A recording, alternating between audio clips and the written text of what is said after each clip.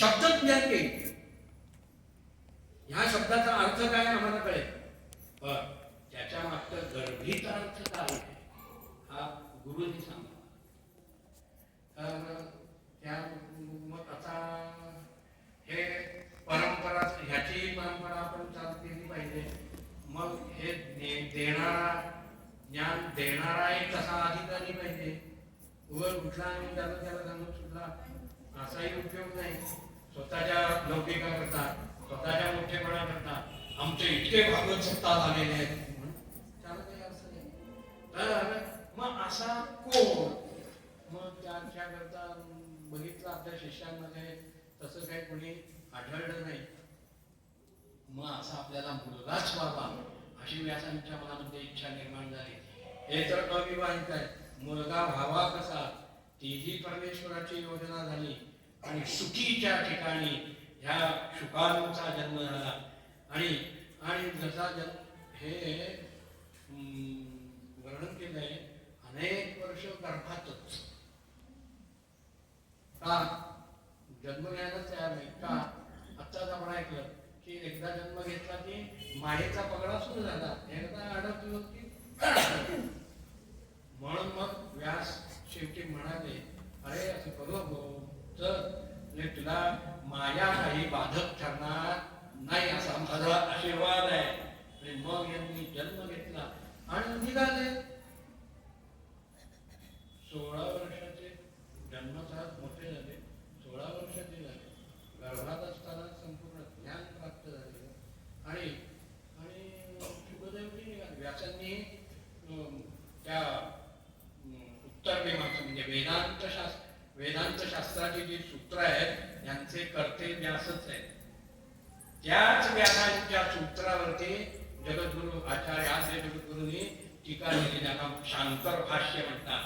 तर ह्या सगळ्याचा उपदेश केला आणि त्या उपदेशाच्या योगानं सांगणारे व्यास होते, हेरलेकर नव्हते. सांगणारे व्यास होते आणि ग्रहण करणारे शुक होते. ऐशा समसमा संयोग की झाला. अशा त्या समसमा संयोगाच्या योगानं या शुकांना पूर्ण ज्ञान प्राप्त झालं आणि शुकदेवजी उठले आणि निघाले. आता ज्ञान इथं बसून काय करू, चिदानंद शिवोहम शिवोहम, आणि ते निघाले.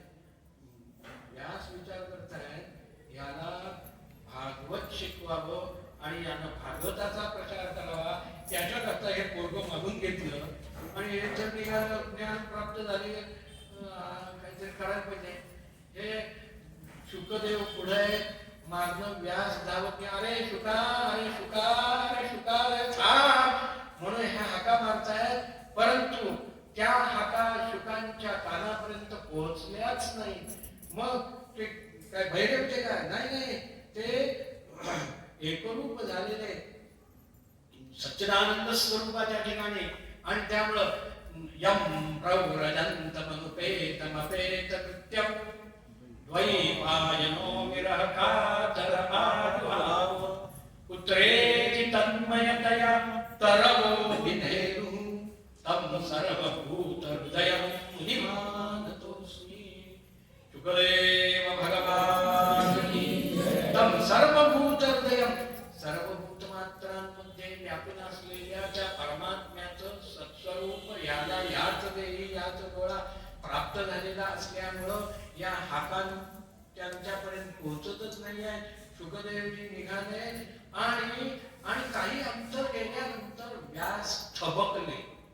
का ओ ऐकू येते, आत्ताच कोणाकडनं त्यांच्या कानापर्यंत शब्दच पोहोचत नाही आहे म्हणून ओ ऐकू येते, कोणाकडनं ऐकू येते. व्यासांना ओ शुका ओ, अरे शुका ओ, इकडनं ओ येते, इकडनं ओ ऐकू येते, इकडनं काय म्हणणार कोण बोलायचंय. शुक तर तिथे आहे, लांब आहे. मग ओ कोण देत आहे,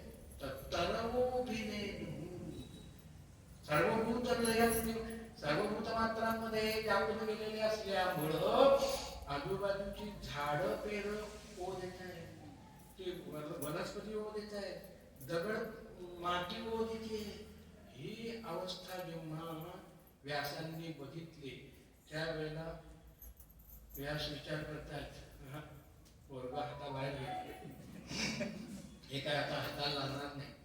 म्हणून व्यासजी आपल्या आश्रमात परत आले. पण काहीतरी उपाय याच्यावरती शोधायलाच पाहिजे आणि त्यांनी तो उपाय शोधला आणि शुकाला आणलं आणि त्याला भागवत शिकवलं आणि परीक्षित राजाला सांगायला लावलं. ही सगळी कथा पुढे येते.